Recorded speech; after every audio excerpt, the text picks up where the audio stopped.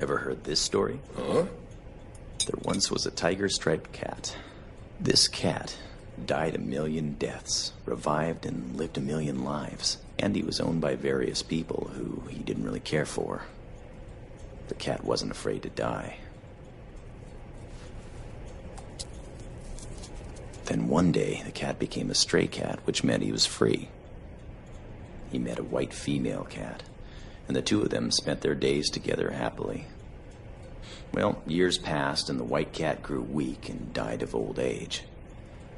The tiger-striped cat cried 1,000,000 times, and then he died too. Except this time, he didn't come back to life.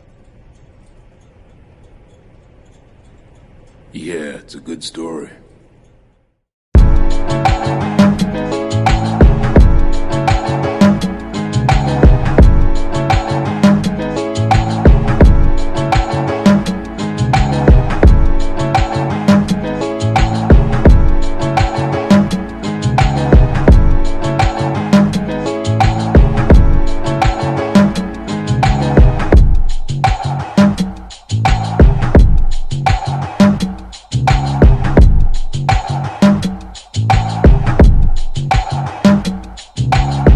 Logic.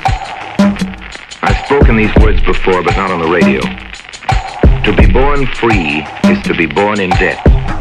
To live in freedom without fighting slavery is to profiteer. I have met Southerners who expect and fear a Negro insurrection. I see no purpose in withholding this from general discussion. There may be those within that outcast 10% of the American people who someday will strike back at their oppressors. But to put down that mob, a mob would rise. I'd like to ask, please, who will put down that mob? I'm an overpaid producer with pleasant reasons to rejoice, and I do, in the wholesome practicability of the profit system. But surely my right to having more than enough is canceled if I don't use that more to help those who have less. I owe the very profit I make to the people I make it from. If this is radicalism, it comes automatically to most of us in show business. It's being generally agreed that any public man owes his position to the public. That's what I mean when I say I'm your obedient servant. We must each day earn what we own. A healthy man owes to the sick all that he can do for them. An educated man owes to the ignorant all that he can do for them. A free man owes to the world's slaves all that he can do for them. And what is to be done is more, much more than good works, Christmas baskets, bonuses and tips, and bread and circuses. There is only one thing to be done with slaves. Free them. If we can't die in behalf of progress, we can live for it. Progress, we Americans take to mean a fuller realization of democracy. The measure of progress, as we understand it, is the measure of equality enjoyed by all men. We can do something about that. The way our fighting brothers and sisters looked at it, some of them dead as I speak these words, the way they looked at it, we're lucky. And they're right, we're lucky to be alive, but only if our lives make life itself worth dying for. We must be worthy of our luck or we are damned. Our lives were spared, but this is merely the silliest of accidents.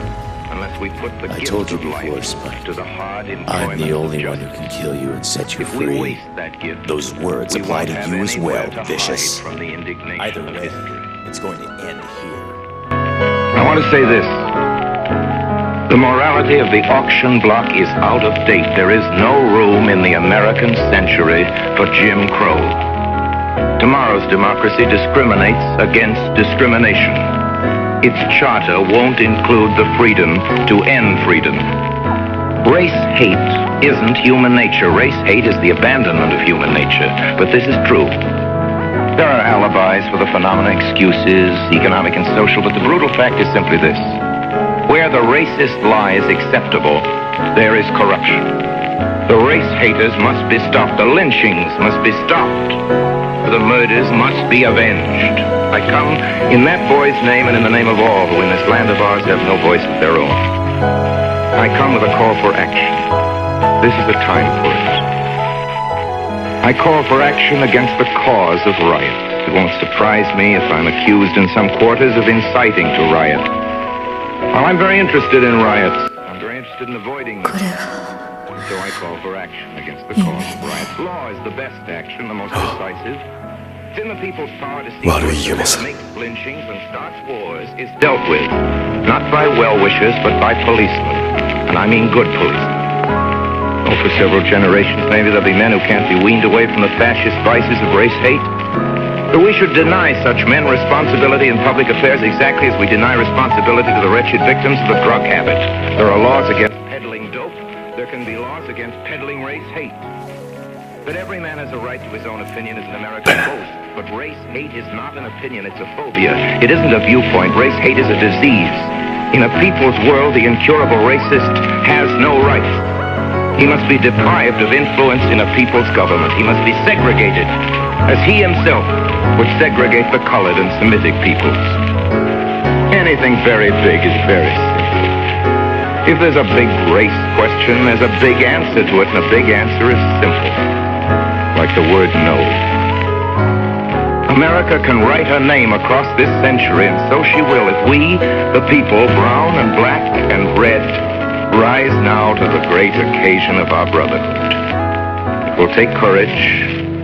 It calls for the doing of great deeds, which means the dreaming of great dreams.